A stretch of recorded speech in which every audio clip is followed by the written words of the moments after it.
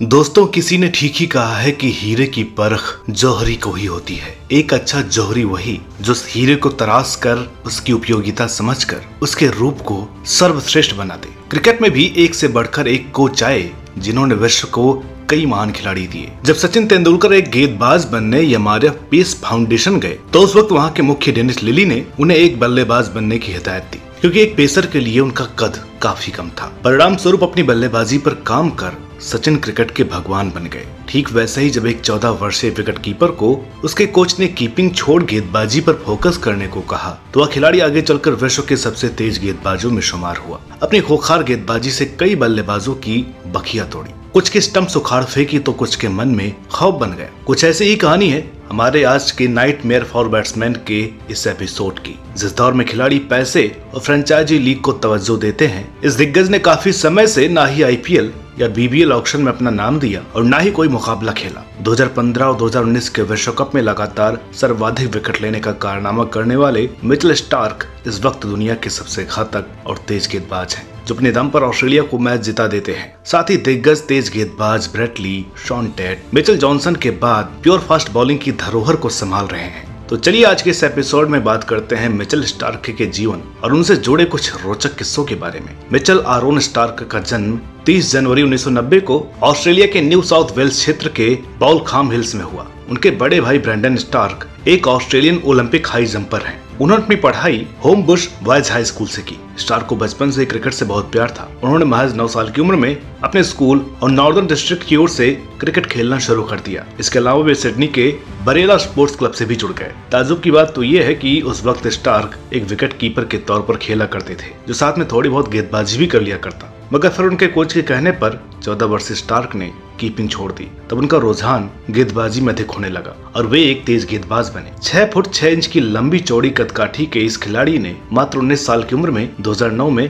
New south Wales की ओर से प्रथम श्रेणी क्रिकेट में कदम रखा। गेंद से वो तेज तर्रार थे ही, मगर साथ ही बल्ले से भी आसानी से बड़े शॉट्स लगाने की उनकी काबिलियत उन्हें एक उपयोगी बल्लेबाज भी बनाती। घरेलू क्रिकेट में हरफन मौला खेल के दम पर उन्हें 2010 में हुए इमर्जिंग प्लेयर T20 कप में ऑस्ट्रेलिया इंस्टीट्यूट ऑफ स्पोर्ट्स की ओर से खेलने का मौका मिला, जहां उन्होंने भारत और न्यूजीलैंड जैसी टीमों को हराकर अपनी टीम के चैंपियन बनने में अहम भूमिका निभाई। इसी वर्ष उन्हें भारत के खिलाफ एक दिवसीय में पदार्पण करने का मौका मिला। हालांकि वहां भी कुछ कमाल न दिखा सके, ना ही उनकी बल्लेबाजी आई और ना ही कोई विकेट मिली। आगे चलकर उनका चयन ऑस्ट्रेलिया ए टीम में हुआ और 2011 एशेज के लिए भी वे चयनकर्ताओं के रडार में थे। मगर उन्हें साइड स्ट्रेन की समस्या हुई और 4 हफ्तों तक वे क्रिकेट से दूर रहे, जिसके चलते उनका चयन न हो सका। लेकिन घरेलू क्रिकेट के जरिए वापसी कर उन्हें दोबारा ऑस्ट्रेलिया ए और फिर न्यूजीलैंड के खिलाफ मुख्य टीम में चोटिल रयान हैरिस के स्थान पर शामिल किया गया। इस श्रृंखला में डेब्यू कर उनका प्रदर्शन ठीक ठाक रहा। हैरिस की वापसी के बाद स्टार्क को स्क्वाड से बाहर कर दिया गया। इस दौरान बीबीएल में सिडनी से खेल रहे स्टार्क ने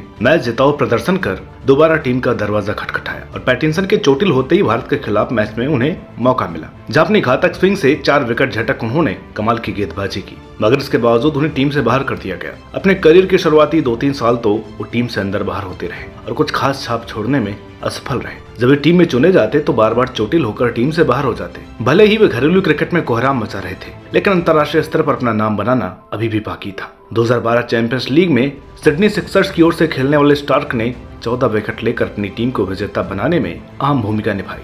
साथ ही प्लेयर ऑफ द टूर्नामेंट भी बने। ऑस्ट्रेलिया वापस लौटकर उन्होंने एक खुलासा किया कि विश्व कप में उन्होंने गैस के चलते 7 किलो वजन घटाया और बीमार अनफिट ही वे इस टूर्नामेंट में भी खेले। दक्षिण अफ्रीका के खिलाफ टेस्ट में उन्होंने ऑस्ट्रेलिया के लिए दूसरा सबसे तेज अर्धशतक और साथ ही 6 विकेट भी लिया।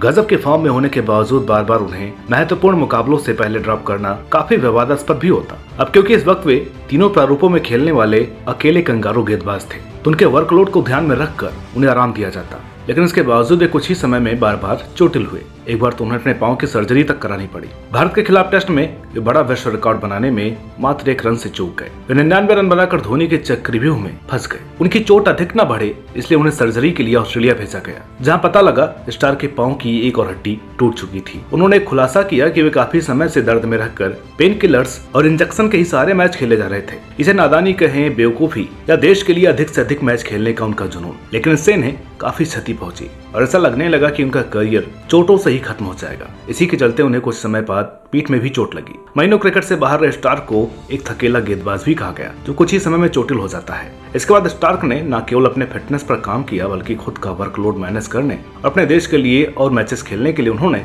2013 IPL में भी भाग नहीं लिया। अब दुनिया ने स्टार्क का एक नया रूप देखा। यहाँ से शुरू हुआ एक थकेले गेंदबाज से महानतम तेज गेंदबाज बनने का सफर। वापसी कर स्टार्क ने अपने पहले टेस्ट में दक्षिण अफ्रीका के खिलाफ 7 विकेट लिए, मगर दोबारा वो स्ट्रेन के चलते अगले मैच से बाहर हो गए। फिर 2014 में भारत के खिलाफ टेस्ट सीरीज में शानदार प्रदर्शन किया। 2015 त्रिकोणीय श्रृंखला में 2 मुकाबलों में मैन ऑफ द मैच रहे स्टार्क ने अपनी टीम को विजेता बनाया। और फिर विश्व कप में स्टार्क ने जो कमाल किया, उसकी जितनी तारीफ की जाए उतनी कम है। खास तौर पर न्यूजीलैंड के खिलाफ ग्रुप स्टेज में जब ऑस्ट्रेलिया महज 151 रन पर सिमट गई और जवाब में मैकुलम की 24 गेंद पर 50 रन देकर लगा कि कीवी आसानी से मैच जीत जाएंगे, मगर 6 विकेट लेकर स्टार्क ने अपने आखिरी ओवर में लगभग मैच जिता ही दिया था। लगातार 2 गेंदों पर 2 विकेट लेकर ऑस्ट्रेलिया को जीत के दरवाजे पर पहुंचा ही दिया, मगर वे मैच हार गए। फाइनल में भी न्यूजीलैंड के खिलाफ खेलते हुए स्टार्क ने तीसरी गेंद पर जो कीवी कप्तान ब्रेंडन मैकुलम को बोल्ड किया, उस मैच में न्यूजीलैंड उभर ही नहीं पाया और एक तरफा खिताबी मुकाबला जीत 5वीं बार ऑस्ट्रेलिया को चैंपियन बनाने वाले स्टार्क ने टूर्नामेंट में महज